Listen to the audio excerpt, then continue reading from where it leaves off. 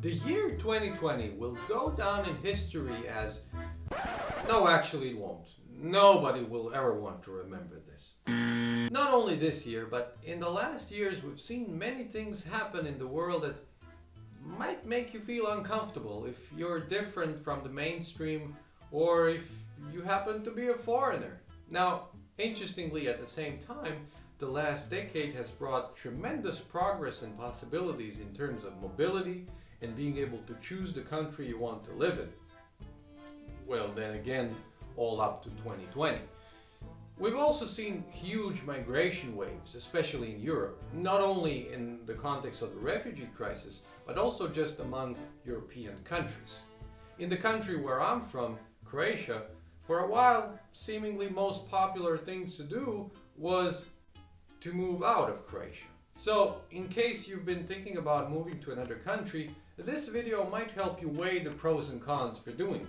Make sure to watch it till the end, because I'd like to tell you what it's like living in a foreign country, being a foreigner, or as we in Austria here like to say, Ausländer, and in particular what it all looks like in Austria. Welcome to the Communication Count.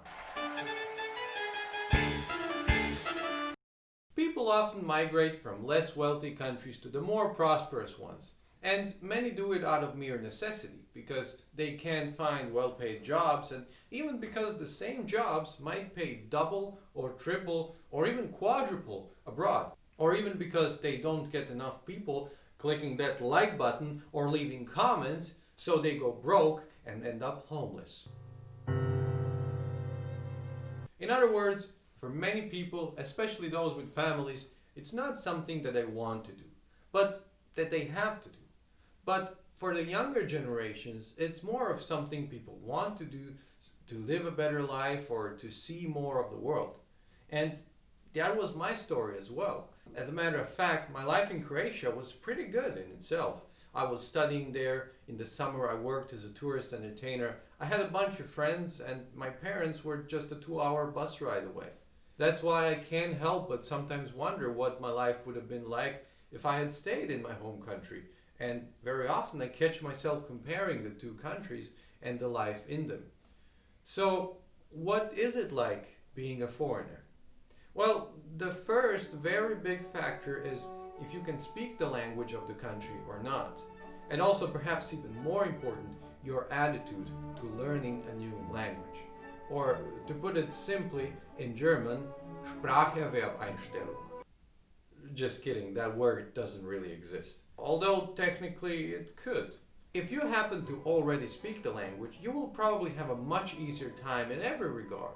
Starting with bureaucracy and finding jobs, all the way to making friends and becoming part of the community you're in, being accepted, and even getting a feeling for the culture. It all works much faster if you at least speak the language half fluent. That was my case. I studied German in my bachelor's, so I could communicate in German, though I wasn't completely fluent. Ich verstehe nur Bahnhof. Now, I was also very afraid of everything, so whenever I had to go to some kind of an office, in the beginning I would prepare exactly what I was going to say and learn it by heart. But soon, just by being here, my German developed greatly and very quickly. However, there's also a lot of people who move and then start learning the language there.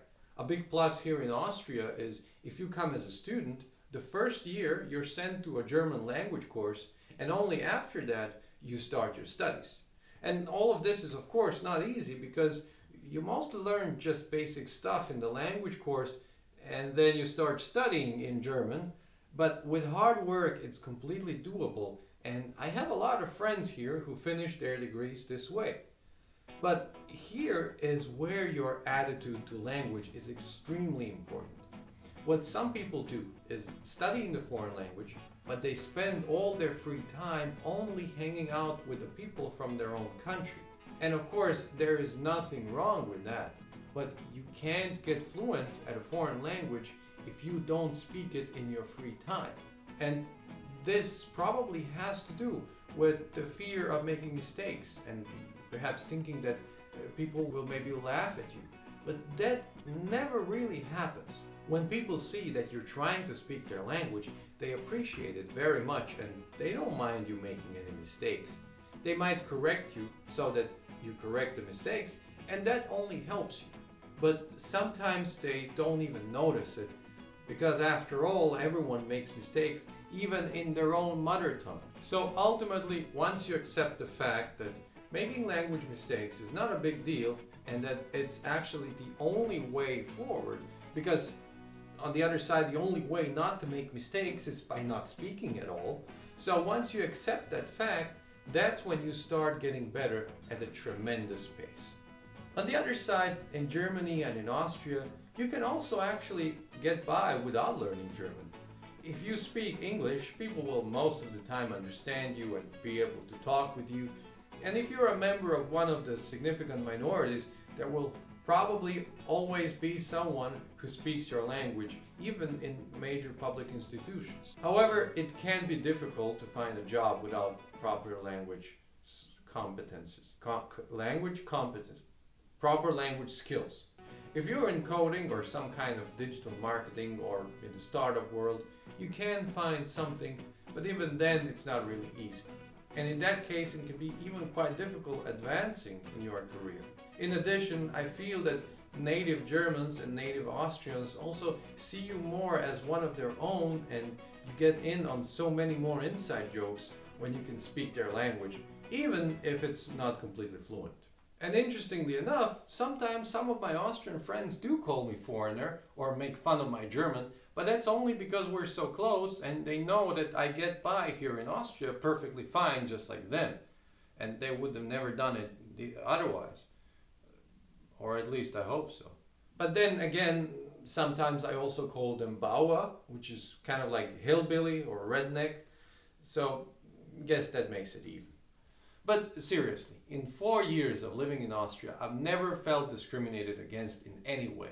Now naturally, the fact that I could speak German from the beginning and that my culture is not really that different from the Austrian culture, a lot of sausages and a lot of beer, all of these facts of course contributed to that. But it also has to do a lot with the social circles you move around in. As a student, when you're surrounded by other students or student organizations and NGOs and meetups, you never really come across any extremists. Now, this is not to say that there are no tensions, and especially in the public space, in the papers, on TV, you can hear and see a lot of crazy stuff, but whether you really feel it predominantly depends on where you are and who you mingle with. And I repeat, so far, Austria has been nothing but nice to me. From day one, I have felt welcome here, and for this, I express my sincere gratitude to this wonderful country and its wonderful people. After a few years abroad, the big question for anyone is, where is your home? For me, this is where I built my life, right here on this couch, but I will always be a foreigner here. But then also, when I go to Croatia, I don't really feel like I belong there anymore either. So at the same time, I feel home at both places, but also nowhere really. This question can be even more complex for people of mixed heritage. For instance, if one of your parents is German and the other one is Indian. So you can identify with both cultures, but with neither one completely. And what's worse, Germans will often see you as Indian, and Indians will perceive you as German.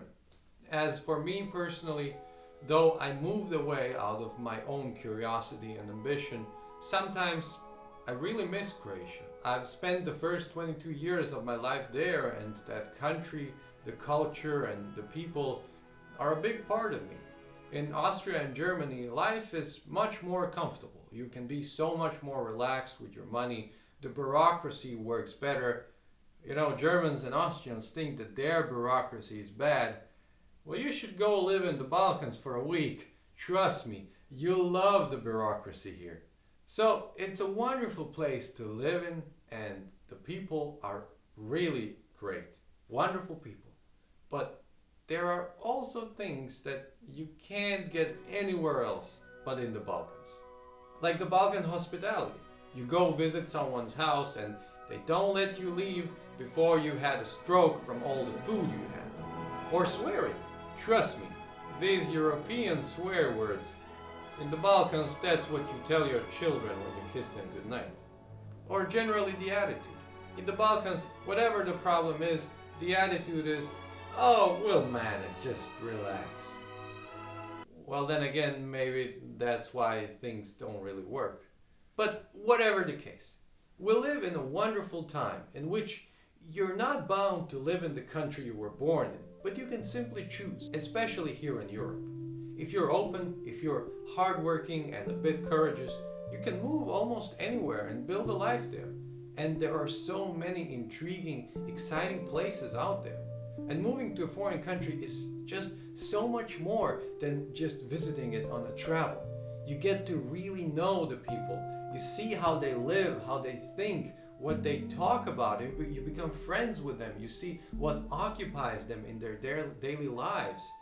You don't only get to see a country, but you become part of it. And the country inevitably becomes part of you as well.